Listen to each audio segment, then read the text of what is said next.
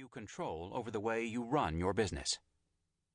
Guerrilla marketing techniques are being used by thousands of businesses, large and small.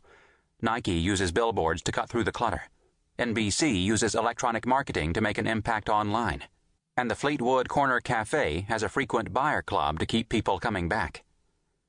Unfortunately, not every guerrilla marketing weapon is appropriate for the home-based business. It's unlikely that you will buy remnant ad space in Time magazine or mount a nationwide coupon campaign that relies on piggybacking. Of the dozens of guerrilla marketing weapons, 11 give home-based businesses a particularly good advantage over the big guys. They will help you develop and implement a strategy that breaks through the clutter and moves the battle for your prospect's business onto a totally different playing field. Positioning. Who exactly are you and what do you stand for? While established companies may have a hard time changing their position in the marketplace, adroit guerrillas can assess the competition and totally reposition themselves in a way that sets them apart. Customer service. Overwhelming your customers with personal, unexpected service is the single best way to keep them for life. IBM, State Farm, and Walmart have no chance against a motivated entrepreneur who's dedicated to delivering exactly what the customer wants. Word of mouth. The guerrilla's best friends are enthusiastic customers who go out of their way to refer people to your business. With a well-conceived guerrilla marketing plan, you can create a large and growing following of this type. Publicity. If it's in the newspaper, it must be true. Home-based businesses can use niche media, local papers, trade journals, and newsletters to establish themselves in their field. Publicity isn't free, but if properly planned, your investment of time and money can return tremendous dividends. Printed materials. An effective image in print is critical for most home-based businesses. First impressions generated by flyers, business cards, or brochures are extremely important. Direct mail. Mass audience marketers have turned this potentially powerful tool into an intrusion that's wasteful and inefficient. You can turn direct mail on its ear, using it as a way to build personal relationships. Newsletters. What if you could create a direct communications pipeline between you and your customers, a marketing piece that prospects would look forward to receiving? A newsletter is a great way to build relationships and turn them into profits. Classified ads. Imagine an advertising medium where people come looking to buy from you. Classifieds are useless to most big businesses but can be a solid gold weapon for the home-based business. Networking. Virtually every buying decision is based on trust, and trust is generated through personal relationships. By building an ever-growing base of positive referrals, you can leave your competition in the dust. The telephone. The great marketing equalizer is the telephone. By definition, a telephone conversation is a one-to-one interaction, which is perfect for you. You offer the prospect a chance to talk directly with the CEO. Your competition can't do that. Closing the sale. All the marketing in the world won't help you if you can't turn interested prospects into paying customers. Entrepreneurs often have trouble with this critical step, but we'll show you some easy ways to make it work. How to use this book. The most important lesson a home-based business person can gain from this book is how to think like a guerrilla. Learning how to use your size and speed to your advantage is a critical lesson.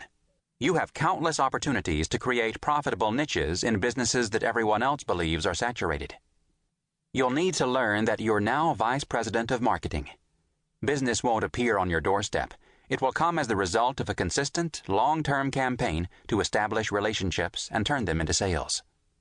The single biggest mistake home-based business owners make is that they give up too soon.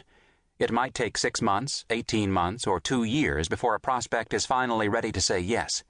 Instead of switching from one get-rich scheme to another, pick your niche and focus, and hang in there. The second biggest mistake? Not having a plan. To embark on a program using many tools and tactics without a plan is foolish. Instead, write down how you expect to proceed, how much time and money you intend to invest, and post it on the wall. This roadmap will make it easier for you to stay the course. Read these 11 chapters to decide which specific tactics will work for your business. Outline exactly which tools you'll be using and when. Marketing is not something you can do all at once. It's an ongoing process, a habit that will result in significant returns. Marketing is not free. The tactics described in this book will cost you time and money. But marketing isn't an expense, it's an investment. Businesses that make regular, healthy contributions of time and money to their marketing budgets thrive. Those that skimp, that cut back in the slow times, wither. Like any other investment, marketing delivers the best results if you contribute funds regularly and think like a guerrilla. Working from home. Jay Levinson has been running a profitable business from his home in California for more than 15 years. He's applied the lessons outlined in this book to create a worldwide business. Guerrilla Marketing International is so successful that Jay is able to support his family and only work 3 days a week. Seth Godin started his company in his house in 1986. For 8 years, Seth Godin Productions expanded, at one point using 6 rooms, the garage, and the kitchen. With the birth of Seth's son, Alexander, it was pretty clear that someone had to move out. Fortunately, Seth found a nice office for his dozen employees, and Alex didn't have to sleep in the street. Chapter 1. Positioning. Carving a niche in the marketplace. Here's a quick positioning quiz. Match the celebrity to the sport. Jackie Gleason, Cindy Crawford, Gerald Ford. Skiing, golf, bowling.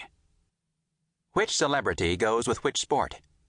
If you're like most people, you'll quickly envision Cindy Crawford as the ski bunny, Gerald Ford as the golfer, and Jackie Gleason, who played the blue-collar, beer-drinking Ralph Cramden on TV, as the bowler. In fact, Gleason actually spent a lot of time on the slopes and playing golf as well. The reason we make quick categorizations is that there are too many magazines, advertisements, newscasts, celebrities, businesses, brands, and sports to keep track of. Faced with this deluge of information, our brains respond by pigeonholing people into categories. Like it or not, your business will be pigeonholed too. You may be pigeonholed as unreliable, expensive, or if you take control of the situation, the best home business in your field. It's up to you. That's why this is the single most important chapter in this book.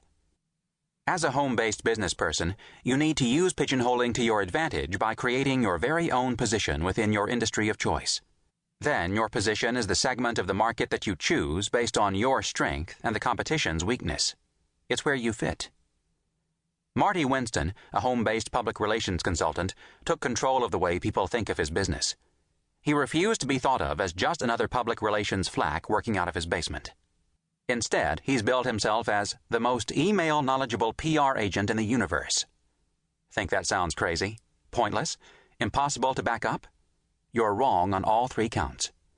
With his weekly electronic newsletter, extensive database of journalists' email addresses, and good understanding of how to use electronic messaging in marketing and PR, this home-based guerrilla backs up his claim absolutely. Familiar with Marty's business, any client who believes in or can be convinced of email's marketing value will go to him first. Of course, Marty isn't going to sign up every prospective client, but that's okay because he gets the lion's share of business from people who believe in his position as the world's best email PR person. 7-Up is the Uncola, for people who don't like Pepsi or Coke. Apple is computers for the rest of us. And Avis promises to try harder because it's number 2. For a while, Tylenol was in danger of being positioned as the pain reliever that could kill people. Only astute marketing rescued it from this horrible fate. You may not know it, but your business has a position in the marketplace too. Every business does, home-based or multinational. Why positioning? There are 2 unassailable facts that force every guerrilla to adopt a position before someone does it for him. 1. The marketplace is cluttered with competition. 2. For your home-based business to succeed, you need to cut through that clutter. The cluttered marketplace is a fact. An overwhelming number of products, services, and messages reach the consumer every day. Last year, 17,000 new products, or 57% of the total number of products in supermarkets, were introduced in supermarkets. In 1 decade, from the early 1980s to the early 1990s, the estimated dollar value of advertising in the United States almost doubled. Corporations now pour more than $100 billion a year into getting their message out. That means $400 worth of advertising is directed at each man, woman, and child in the country in the form of tens of thousands of advertisements and billboards. Clearly, as a home-based business, you have to cut through this clutter. You must set yourself apart, and you can't do it by outspending Procter & Gamble. And you can't do it by hoping that consumers will make the effort to discover you. Many people persist in believing that their business will be treated differently by the jaded market.